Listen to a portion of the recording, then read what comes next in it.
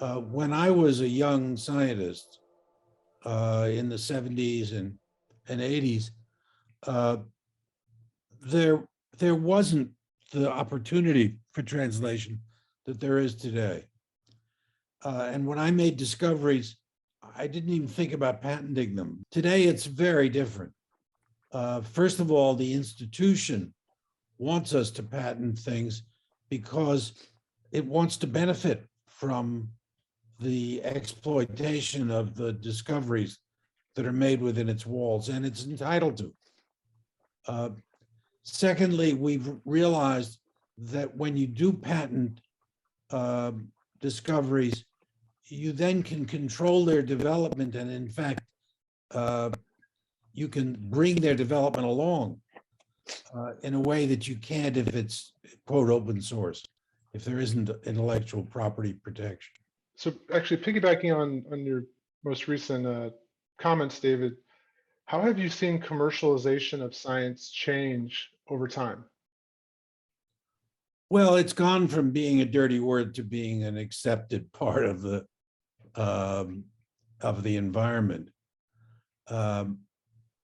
And I think the positive side of it, you can see in Tatyana's story, where young scientists have come into an environment where there's a pathway to the development of the commercial side of science.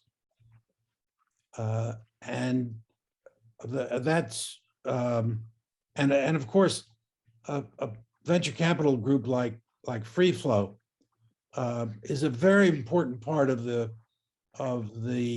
system that we have in place for funding and encouraging and learning about development from a relatively young age as a scientist. What advice would you give scientists out there listening to this about how to think about starting a company and building a business with their science?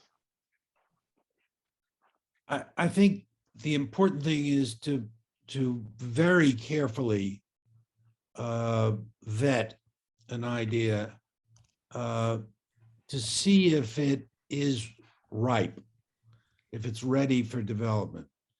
There are a lot of companies that have been formed by scientists which do very good science, but which are not really focused on a commercial opportunity.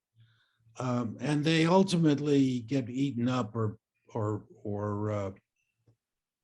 go out of business because they can't demonstrate to investors that there's any opportunity for commercialization. In doing that, it's important to work with people who have experience. Venture capital groups can provide that. They have their own interest in this situation. Our technology transfer people have been wonderful about that over the years. Larry Gilbert's name was mentioned. He really started, he's now deceased, but he really started this at Caltech just about the time I came as president. And I was very excited to encourage Larry to use his experience. And he worked with the faculty very closely and was a person you could turn to and get just terrific advice, experienced and thoughtful and understanding of the complexity of working within an academic institution. I joined Caltech as an assistant professor in 2008 and went through the tenure process there and had a wonderful research program there, focusing on the use of computational methods to describe chemical and biological processes, developing algorithms to bring more physics into the description of complex chemical and biological systems. And over the course of my time at Caltech, many of the tools that we developed were increasingly translational in nature. They increasingly led to broader collaborations within academia. They led to broader collaborations with industry. And it was clear that they began to present more of a translational opportunity. And Caltech allowed me to go on sabbatical during the course of my sabbatical to launch a company on the basis of some of the new machine learning methods that we had developed. And that was really the start of Entos in 2020. And that was, of course, launched with a seed round that included the Freeflow as one of our 2 seed investors, which was a fantastic beginning of that relationship. I'll ask this to Tom, Brian, and Tatyana, to any of you, but just what made you decide that your research idea that you were focused on, that was the thing you wanted to start a company around? Caltech is an institution, the fact that we should be truly ambitious in those ideas and really go after the ones that matter, because we only have, so much opportunity cost associated with the time that we have. And some of those ideas are destined to thrive in academia. They're ones that will be most effective and have their full impact if deployed in an academic setting. But some of those ideas reach a stage where, having the resources, having the expertise, having the duration of timescales that come with a commercialization effort is what's needed to actually execute on those ideas. To see them through to what they can become, often requires a different mode of deploying those ideas. And I think that's kind of the difference of what makes an idea worth turning into a startup versus one that makes more sense to continue pursuing in an academic environment. You want it to stretch its wings. Can it stretch its wings here? Can it stretch its wings there? And that dictates the choice for me. For us, it was actually COVID that was helpful in terms of kind of deciding, okay, we should do something about this. I mean, we were specifically sampling the immune system at a time. And after COVID came up, everybody was curious about their immune system. People started, who were not in immunology or science, knowing what B cells are and T cells are. And another thing that happened with COVID is a lot of people dropped out of clinical trials. People who had autoimmune conditions that didn't want to go into the clinics because they were worried that they would get it. So we're like, okay, we could keep doing this academically, but this would have a lot more impact outside of it, and we would be able to move a lot faster.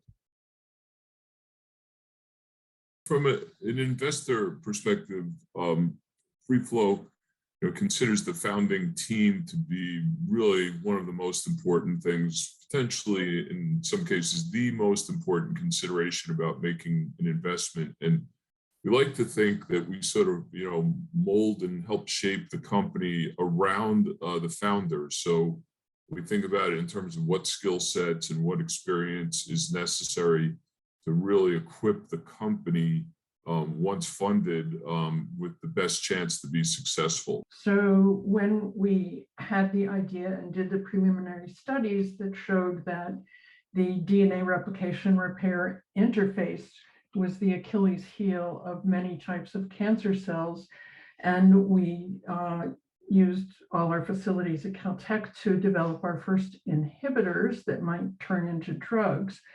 And we had enough success, so I was impassioned to start this company.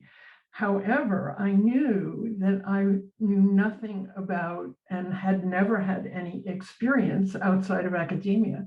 So I started my career when there were very few women, even in academia, much less in industry.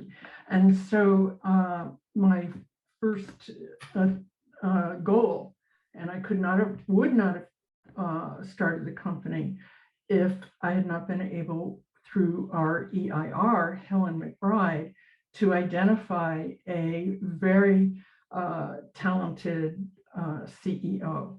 And he has been, Ken Schultz, instrumental in freeing Brian and me just to do the science. That's all Brian and I do. It's just like running a lab. So for the young people who are wanting to found companies, I suggest you get yourself a professional CEO and you really work with him or her to get your company started, because it has been instrumental for DNATwo.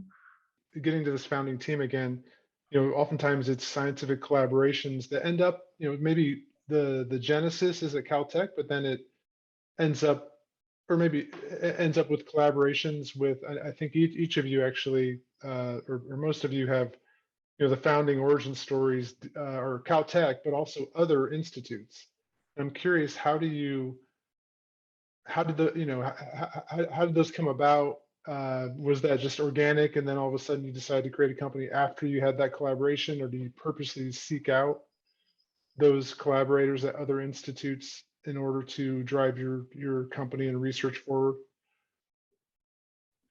I'll take a stab at that. So in the case of 1200 Pharma, we had, I thought, a great chemistry technology, but we didn't know where to go with it. And it was really ultimately seeking that out, but personal connections, I think, also play a huge role in this. At the time, the EIR, Dave Licata, knew on a social level Dennis Slayman at UCLA, and he sort of knew what he was doing, but then found out more. And Dennis and I connected, and that led to to this a great collaboration. Started as an academic collaboration, but with an eye toward thinking about how to launch a company. For DNATwo, it's a different scenario. We're heavily dependent on a great team, as I mentioned, of consultants and outside experts that we help to use to interface with the CROs. And Judy and I interface with those teams, but those sort of operational consultants really, seek out the best CROs to partner with and work the day-to-day with them. And, again, a lot of that was, through connections. One of our, I think most important consultants so far was a chemistry friend of mine from a postdoc, and he essentially runs the entire medchem operation operationally for our company. And it's that sort of personal connection that I think each of us bring that I think plays a big role in how these things develop. But it's not easy. It definitely takes a lot of work, because different people are committed to different things, and you have to find the right person, you have to find the right team. It's not easy, but it's kind of fun.